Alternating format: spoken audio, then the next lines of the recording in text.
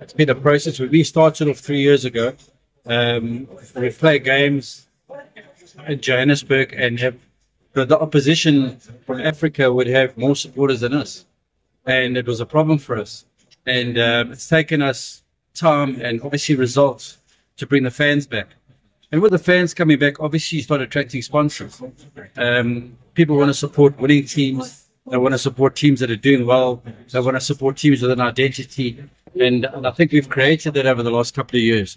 And that obviously is what attracts sponsors and attracts the fans. And during this period, also you've been working with a coach who's been very consistent. If you look at that World Cup qualifiers, I mean, it was just goal difference between us and Ghana, who went on to qualify for the World Cup, qualified for the AFCON, and we came back with the bronze medal. How would you describe just the type of work that he does to bring all these kind of results and also bring the passion to play for the nation for this cause? So I think in the beginning, we started with a younger team, and that was his plan, is to develop a young team that can produce or qualify for World Cups and qualify for AFCON. But as time went on, we added additional players, and we ended up with the squad that we have today. But it's taken time, and I think what Coach Hugo has done really well is he's built confidence within the team. He's kept the core of the team the same. We've kept the team's been together now for 3 years. We've been to some trips away. Obviously, we went to AFCON for a month and a half, and that builds team spirit and cohesion amongst the players and amongst the team. So we've been fortunate enough to try and keep the same team together, building team spirit, having the same players together. Like when you arrive in camp, there's excitement amongst the players to see each other. They're enjoying, obviously, getting the results. They're enjoying having the fans back at the stadium. And they know to have that, they need results. They need to perform. I think in the beginning, we were unlucky not to qualify for the previous World Cup. Playing away in Ghana, I think we know there were some decisions that went against us. And Ghana went to the World Cup. And I think we were very unfortunate. But it was a learning curve for us. And I think we learned from those conditions, especially playing away in Africa. You've got to expect the worst. And I think the coach has done really well in creating confidence amongst the players, allowing them to play on the ball, keep possession, playing forward, having shots at goal. And I think that's been a key component for us being successful. Coach, can you just talk to us about the significance of having Ronwen back? He played in Sundowns last match. We missed him for the last one. I'm not in any way suggesting that he owns the place, but he's the captain, he's our number one. Just the importance of having him back in the squad. We're playing again. So I think Ronwen is a key factor in the team. He's the captain of the team. He's been there from the beginning, from 3 years ago. And he creates a comfort around the team in terms of confidence. He's obviously had a fantastic AFCON, the goalkeeper of the tournament. He's now been named as part of the Ballon d'Or Awards. So he's had a fantastic couple of years. And I think the other keepers have had the opportunities. They've done really well. But Ronwen, we all know, is the number one. And he's made that jersey his own. I want the other goalkeepers to compete with him, to put him under pressure to play, because it makes him a better goalkeeper as well. But in general, I think having him back as the captain of the team is important for the team. And I think even the way he plays at the back, playing at Sundowns, they play from the back, the same back four. Even if there's new players that come in, they have the confidence to play. His distribution is probably one of the best in the world, and I think that's a key component for the team. Just maybe as a follow-up, Coach, in his absence, there was a lot of focus on the goalkeeping, which doesn't normally happen under normal circumstances. And obviously there were mistakes in between and all that kind of thing. Just from you as the goalkeeper coach, how difficult was it to navigate through that last camp, having to pick a goalkeeper, maybe liaising with the coach? How tricky was that period? So selecting a goalkeeper to play is always difficult. But this particular one was even more difficult because, and I'll give you some insight of what our thoughts were at the time amongst the coaching staff. Was we had three goalkeepers, One had played 4 or 5 games and done really well, but he had never played for the national team. He had never played at international level. And the other 2 hadn't really played because the PSL had been delayed, and but they had international experience. They had played away in Africa. They had played for the national team before and done really well. So do we choose a goalkeeper who's never played for us before, or do we choose goalkeepers that have played before and done really well? So that was the dilemma that we had into who was playing. We decided to go with somebody who's played before with the national team. He's been used to playing with those players, playing in that environment, playing under pressure for the national team. And that swayed our decision to go with a goalkeeper who had actually played for the national team. The problem was that he hadn't had game time leading up to that game, which is a problem. Had the PSL started when it was going to start, he would have had a few games under his belt, and I'm sure we would have seen a very different result. And also, and this part that you've just explained, it's something that maybe some people don't understand well. That sometimes, in as much as you're in form at club level, a national team is a different environment, and especially when you're coming for the first time. And as you say, that there are a lot of considerations that go into goalkeeping is different to being an on-field player where you can just come in. There are also other 10 players, in fact, other 9 players around you.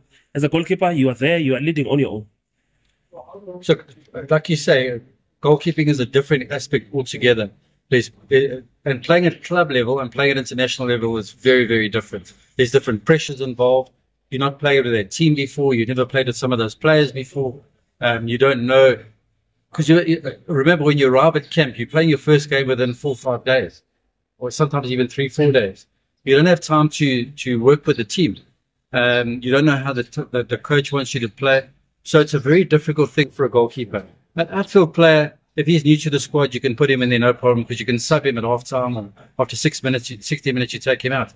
The goalkeeper, that never happens. So you've got to make the right decision from the onset. And if you've never played with the team before, it's very difficult to come in, having never been in that environment, to automatically going into the starting 11.